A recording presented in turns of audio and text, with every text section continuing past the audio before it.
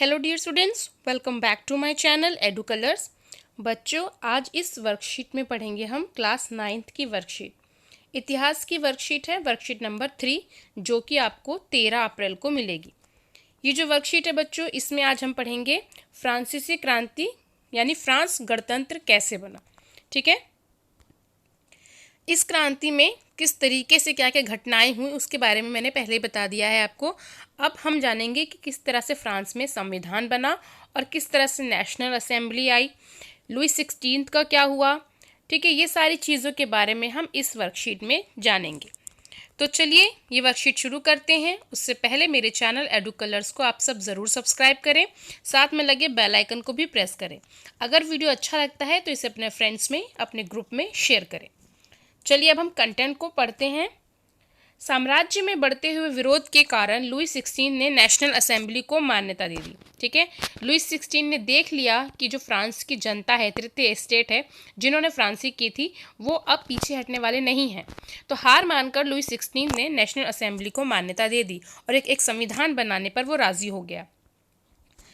4 अगस्त 1789 में को एक आदेश जारी किया गया जिसमें सामंती व्यवस्था और धार्मिक करों का अंत कर दिया गया। ठीक है, मतलब चर्च की पूरी संपत्ति ले ली गई। 4 अगस्त 1789 को ये आदेश जारी कर दिया गया कि जितनी भी सामंती व्यवस्था है, धार्मिक कर है, इनका हम अंत करते हैं और चर्च ने जो संपत्ति इकट्ठा की हुई है उसका हम खात्मा करते हैं, उसको जब्त करते हैं। ठीक है, 1791 में नेशनल असेंबली ने एक संविधान का प्रारूप तैयार किया जिसके द्वारा सम्राट की शक्तियों को बांट दिया गया, किसमें? विधायिका में, कार्यपालिका में और न्यायपालिका में।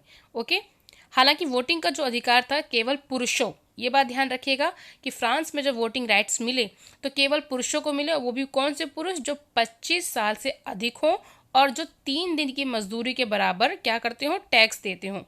सिर्फ उन्हीं को सक्रिय नागरिक बोला गया और उन्हीं को वोटिंग राइट्स दिए गए।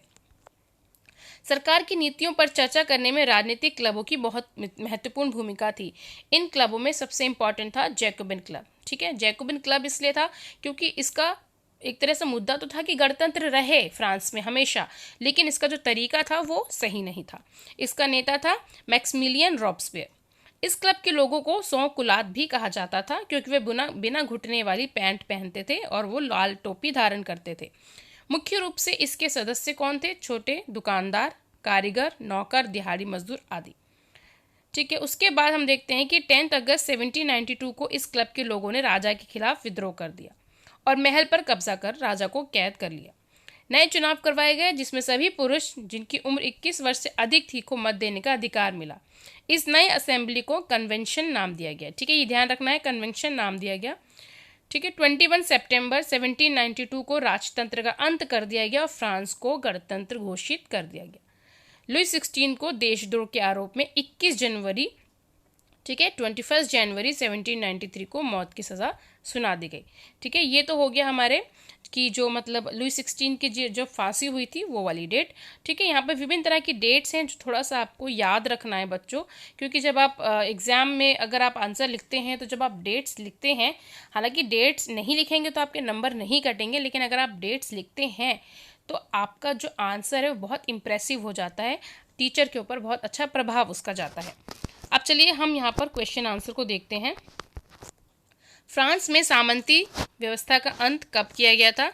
सो इसका आंसर बच्चों आप देखेंगे यहाँ पर आएंगे और इसका आंसर है ये जो मैंने ग्रीन कलर से हाईलाइट किया हुआ है। ठीक है, 4 अगस्त 1789 को सामंती व्यवस्था का अंत कर दिया गया। ये हो गया हमारे पहले क्वेश्चन का आंसर। दूसरा है, नेशनल असेंबली के द्वारा सम्राट की शक्तियों का बंटवारा कैसे किया गया, यानी कि सम्राट की जो शक्तियां थी उनको किस प्रकार बांटा गया। तो उसके लिए आपका जो आंसर है बच्चों यहाँ पर है, ये यहाँ से सम्राट की शक्तियों को विधायिका, कार्यपालिका, न्यायपालिका में विभाजित कर दिया गया। ठीक है बच्चों, ये आपके दूसरे क्वेश्चन का आंसर हो गया। चलते हैं तीसरे प्रश्न की तरफ। तीसरा प्रश्न है, नेशनल असेंबली के द्वारा लोगों को जो वोटिंग का अधिकार मिला था वो आज के सार्वभौमिक वयस्क मताधिकार से किस प्रकार अलग था। ठीक है, तो इसकी तरफ आते हैं। इसका जो आंसर आप देखेंगे बच्चों, इसका आंसर एक सेकंड में आपको दिखाती हूँ।